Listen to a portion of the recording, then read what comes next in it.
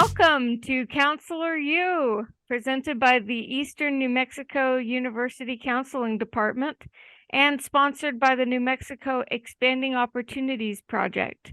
We're your hosts. I'm Nikki McDowell Horn. This is Taylor Call. Hey there. And Katrina Weir. Hi. And we have a very special guest, Daniel Leal. Hi, happy to be here. Awesome. So today, we'd like to discuss something that you might have asked yourself after listening to our previous podcasts. What can I do with the degree from counseling degree from ENMU? So for me personally, I remember mentioning in the previous podcast that I'm looking at some kind of cutting edge ways to introduce counseling into technology. And I'm really interested in like VR counseling and streaming counseling tips for mental health advocacy. Any kind of technology based way, and maybe we can go into some haptics or something, so that we can kind of make up for the deficit that naturally occurs in losing the face-to-face option with counseling. But that's just one of many areas that you can go into. And so I'd like to talk a little bit about what each of us are interested in and what other possibilities there are. Katrina, what do you have to say on that? Well, I would say for me, getting into counseling was definitely, I saw it as a need. I had a lot of, friends or good friends who would always come to me and talk and need help in talking, I would say.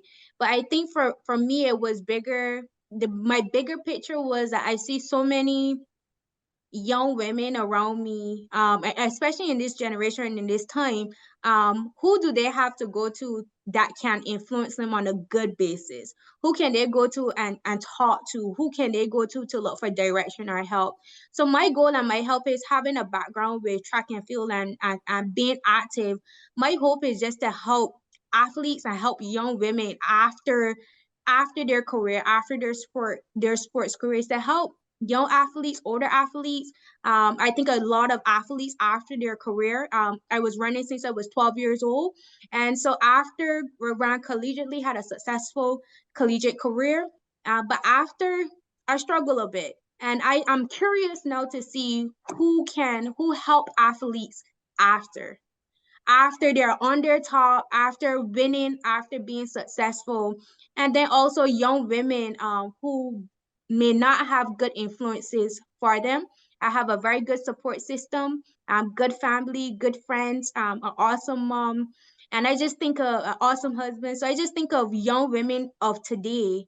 I know I am where I am because of the prayers and because I have a great support system for me. So I look at who does these young women and who do athletes have to go to after their sport. Excellent. I love that. And so you're looking to do kind of a private practice type thing? I think that is my goal. And I'm curious. I know for sure I do not want to get into school counseling. I'm sorry, Taylor. But definitely yes, that is my dream one day, but definitely working my way up with some institution, with some private practices also, to getting my feet wet and definitely getting some good mentorship in how and ways to get to that level. That's excellent. And so that brings up a very good point that you can go into private practice, but it's up to you what kind of demographic you're interested in, and there are some very specific demographics you can get into. Taylor, do you have any comments on that?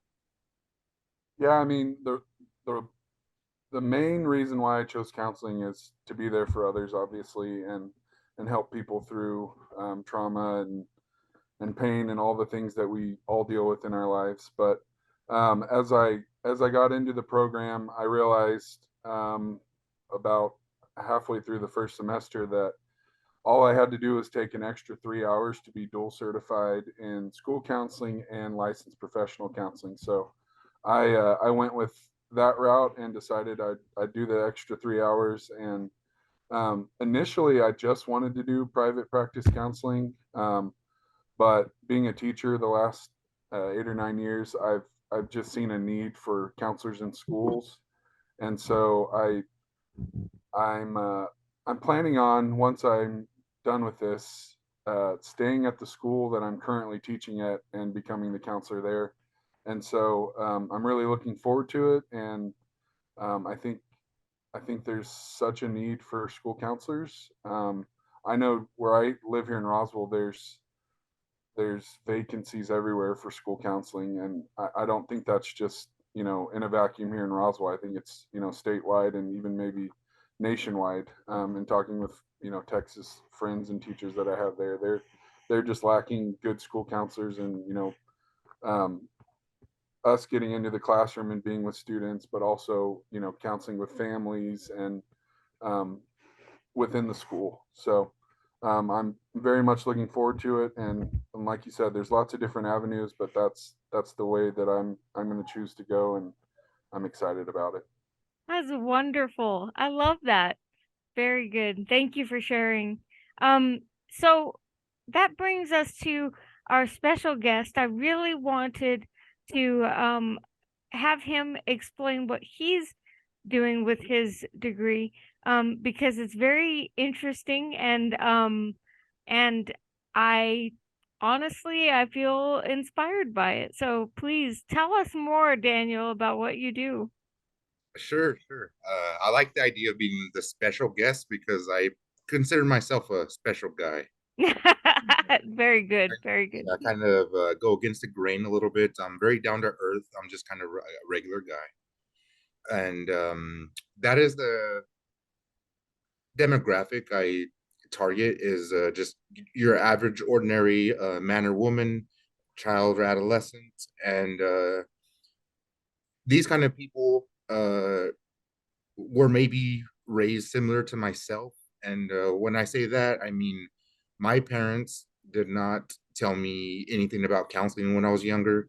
I had some pretty troublesome behavioral issues, and it caused me to learn all my lessons the hard way.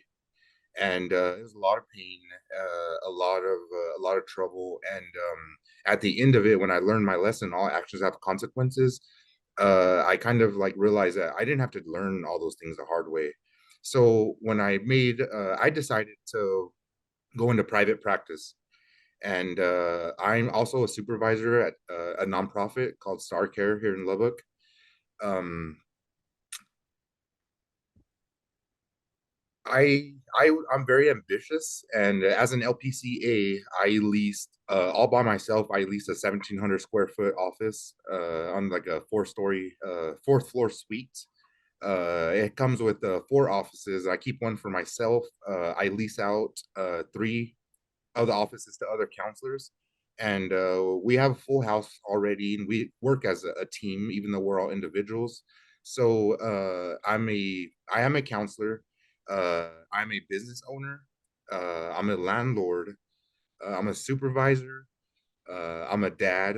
I have a lot going on, but all that is thanks to my getting my license, my LPC license. And it was really exciting because when I was an LPCA, they changed the rule that allowed counselors, LPCA counselors, to start their own private practice.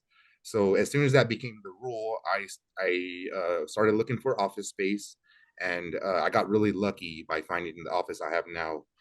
And I decided to fill my office I have now with really fun stuff that would be appealing to my younger self as 13 or 14, 13 or 14-year-old trouble youth, and so I have advertised my private practice, Next Level Counseling, on Psychology Today.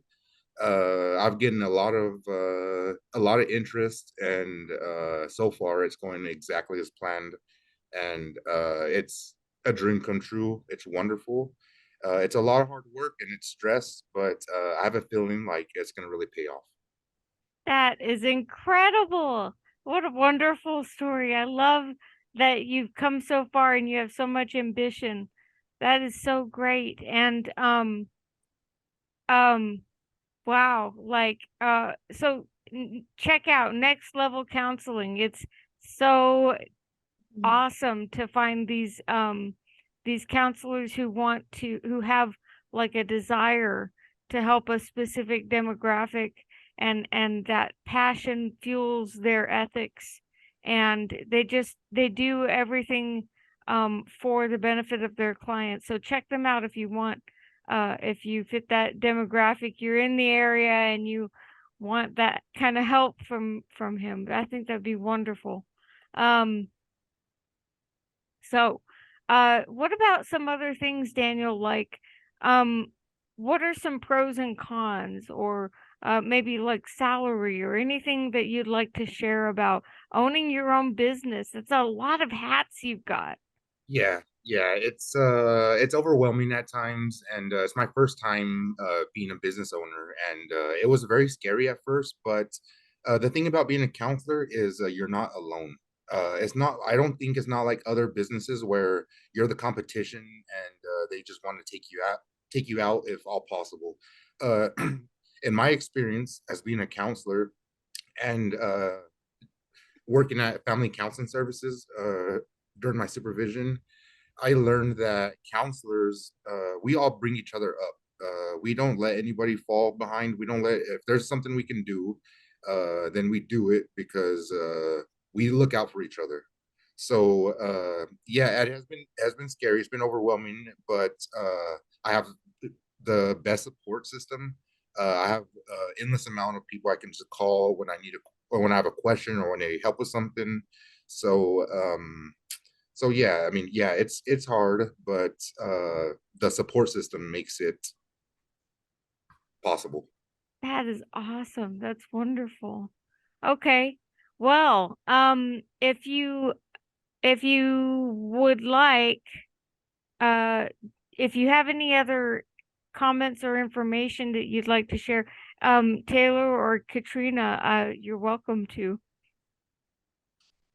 I was going to ask Daniel a question.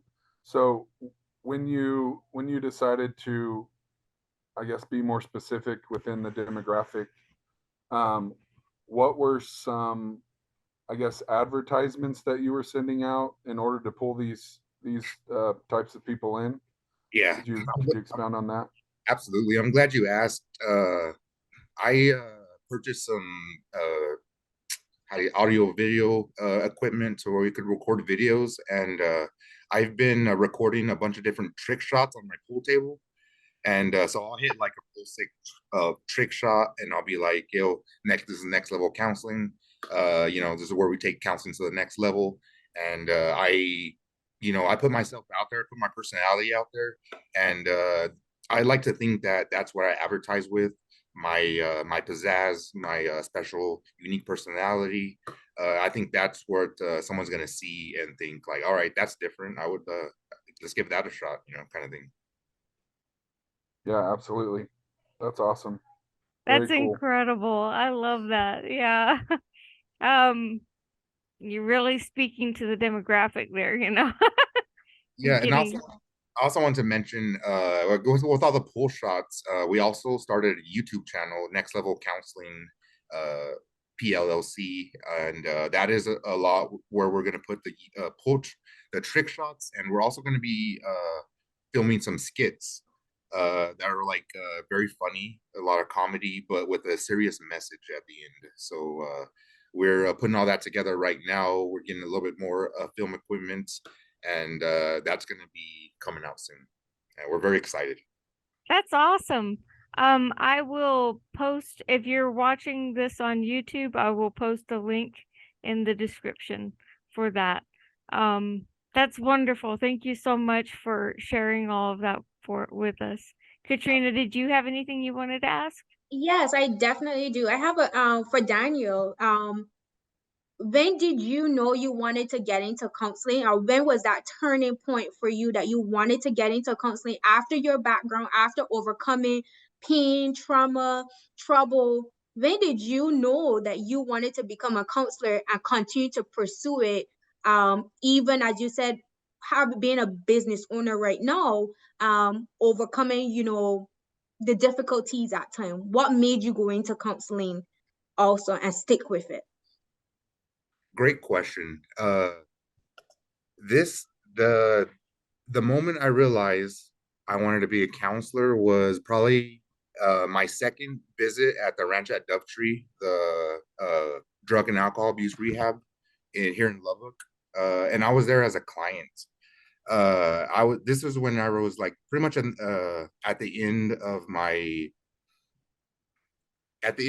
misunderstanding that actions didn't have consequences, and I was starting to learn my lesson.